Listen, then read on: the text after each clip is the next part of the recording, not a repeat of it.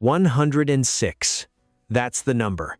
Say it slowly, because it took 25 years for anyone to reach it.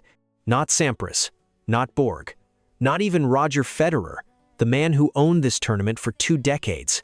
106 match wins at Wimbledon, more than any man in the history of the sport. And the man who just claimed it stood in the press room afterward and called it insignificant. Insignificant.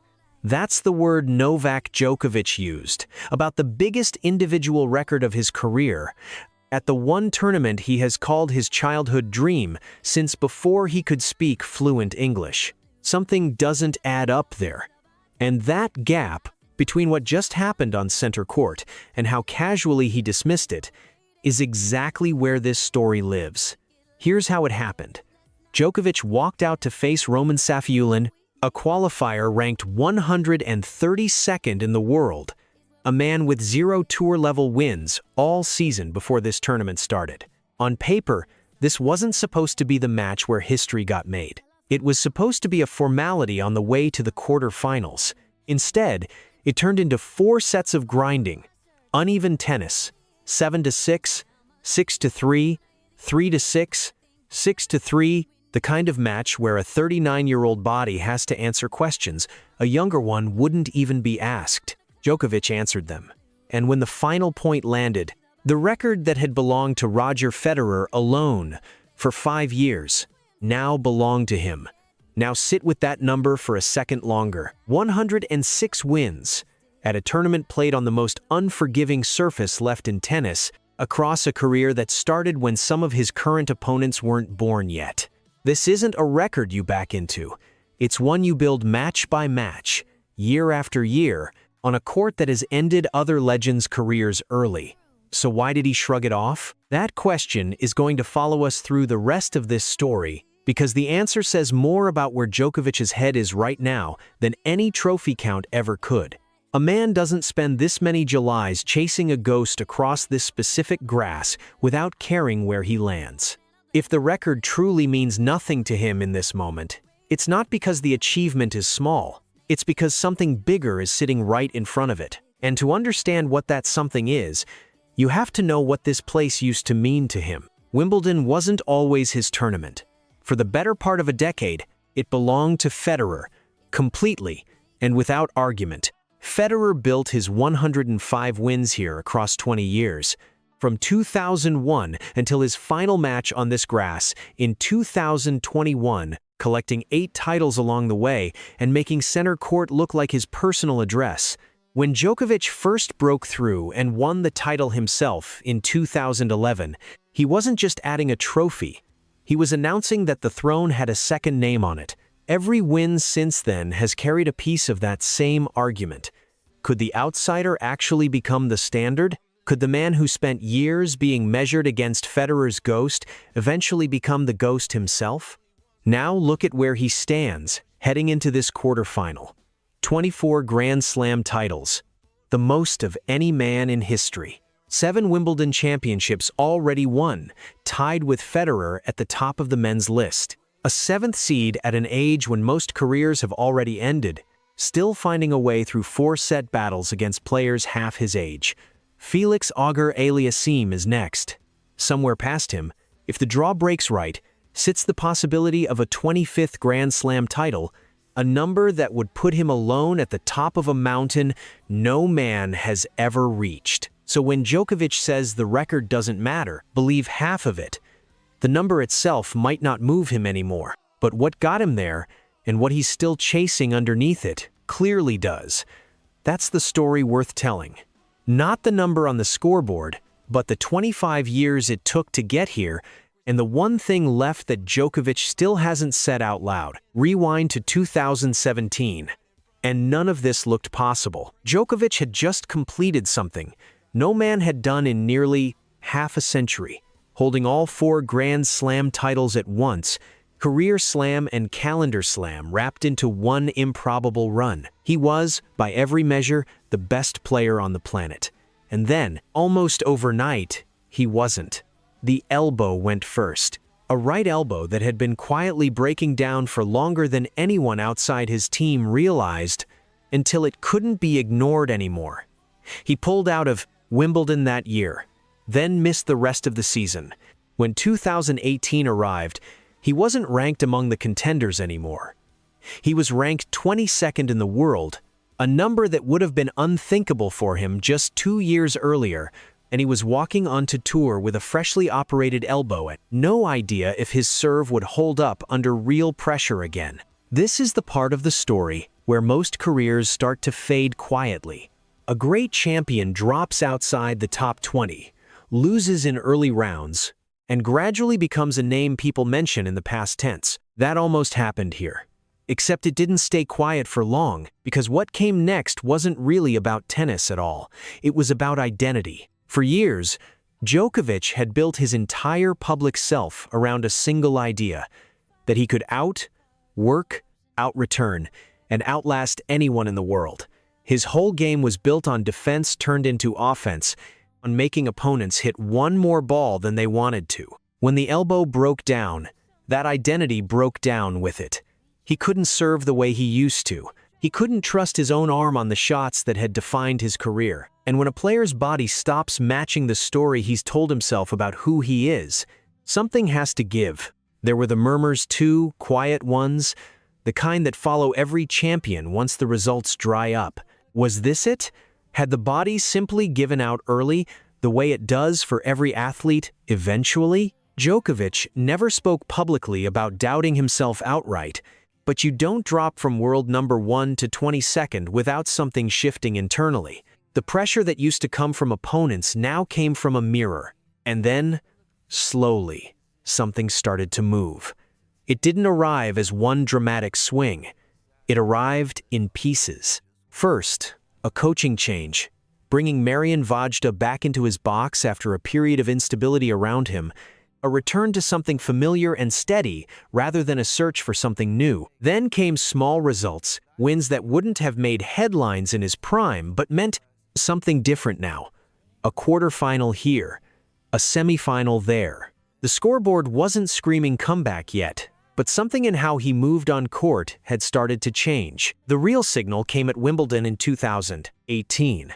Djokovic hadn't won a Grand Slam in over a year. He walked through that draw and beat Rafael Nadal in a semifinal that stretched across 2 days because of curfew rules, 5 sets of a match that reminded everyone what he looked like when the elbow wasn't holding him back. Then he beat Kevin Anderson in the final in straight sets to win his 4th Wimbledon title. That single tournament did more than add a trophy.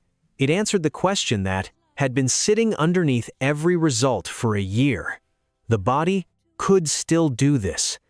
The identity crisis had a resolution, and it happened on the exact court where his career had first taken shape back in 2011. From there, the evidence started stacking up in ways that left no room for doubt. He didn't just return to form, he rebuilt a new peak entirely. Over the following seasons, he added Grand Slam titles at a pace that outstripped even his own prime years.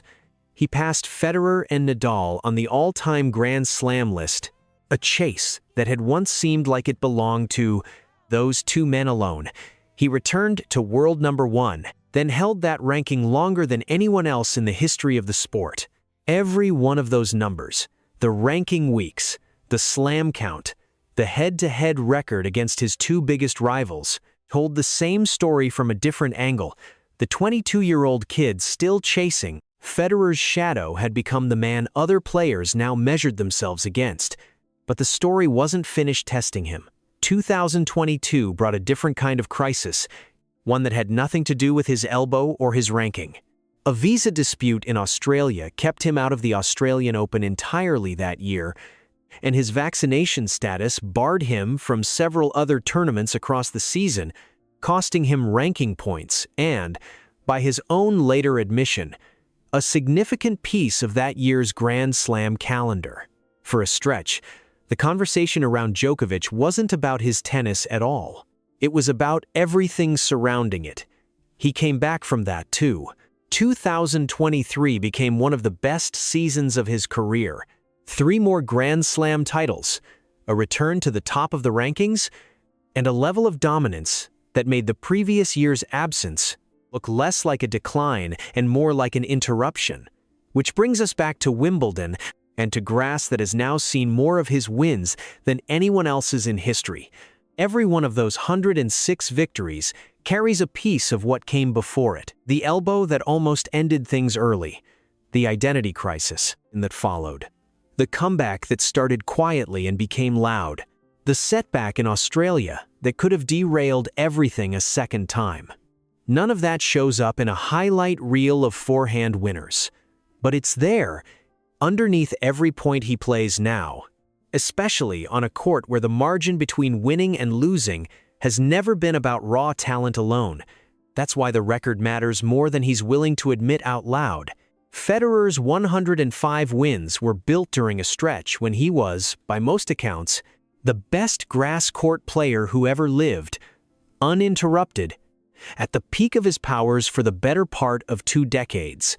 Djokovic's 106 were built through interruption, through an elbow that almost ended his career at its supposed height, through a lost season that had nothing to do with tennis, through a body that, at 39, has no business still winning 4-set battles against players in their 20s. Calling that insignificant doesn't hold up under the weight of how it was earned.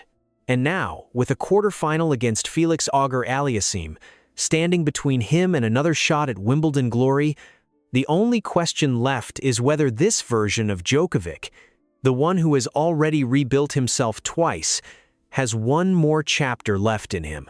Center court again. Same grass where a 19-year-old kid, unranked in anyone's memory of who he'd become, started chasing a ghost he wasn't sure he could ever catch. Now Djokovic walks out for the quarterfinal against Felix Auger-Aliassime, and the ghost isn't out in front of him anymore. It's a step behind. That's worth sitting with for a moment. For years, every conversation about Djokovic at this tournament included Federer's name somewhere in the sentence. The comparison, the gap, the record still standing just out of reach. Now the sentence runs the other way. It's Federer's name that gets attached to Djokovic's total, not the other way around. Auger-Aliassime is a different kind of test than Safiullin was. Third-seeded, 25 years old. A big serve and a game built for grass. The kind of opponent who doesn't hand you a match, you have to take it from him. Whatever happens on that court will decide whether Djokovic's run continues toward an 8th Wimbledon title and a 25th Grand Slam, or whether this record becomes the headline of the tournament instead of a chapter in a longer story. Either way, what happened this week already changed the record books permanently. Nobody plays this tournament again without Djokovic's name sitting at the top of the wins list. And that's really what makes this moment bigger than one number on a stat sheet. Because this was never just about counting wins at a tennis tournament. This is a man who was told, more than once, that his body had given out too early. Told that the elbow would end things before he reached 40. Told that missing an entire Australian summer over a vaccine dispute would cost him more than ranking points, that it would cost him the window to still be great. Every one of those predictions turned out wrong, and the proof of that isn't just in the trophies. It's in a number that took 20 years of somebody else's career to build, and that Djokovic managed to pass while carrying almost a decade of setbacks that never touched Federer's uninterrupted prime. There's a bigger picture here too, beyond one player and one rival. Djokovic comes from a country of roughly 7 million people, a nation with a limited tennis tradition before he arrived, and he built a career that now sits alone at the top of the sport's history books. Every Grand Slam he's added, every record he's broken, has carried that weight with it, whether he's talked about it publicly or not. A kid from Belgrade who grew up practicing during a war, who had to travel outside his own country just to find proper coaching and courts, now holds a record that Roger Federer, born into one of the most tennis-rich nations on earth, spent 20 uninterrupted years building. That contrast says something about where dominance actually comes from. It isn't always the smoothest path. Sometimes it's the one that survives the most interruptions. So when Djokovic calls the record insignificant, maybe he's not wrong, just incomplete. The number itself might not be what drives him anymore. He's long past needing validation from a stat sheet. But what the number represents, the elbow that almost ended things, the season he lost to circumstances outside his control, the body that keeps finding a way past players half his age, that's not insignificant at all. That's the entire argument for why he still belongs on this court, chasing more, at an age when the conversation is usually about legacy instead of the present tense, which is exactly where this story leaves him. Not looking backward at a number he just passed, but looking forward at Auger Aliassime and past him toward whatever comes next in a tournament that has already given him more history than it's given anyone else who's ever played on this grass. The kid who once stood in Federer's shadow doesn't need to chase that ghost anymore. He passed it. What he's chasing now is something only he can define, and Wimbledon's second week is about to find out how much further he's willing to go to get there.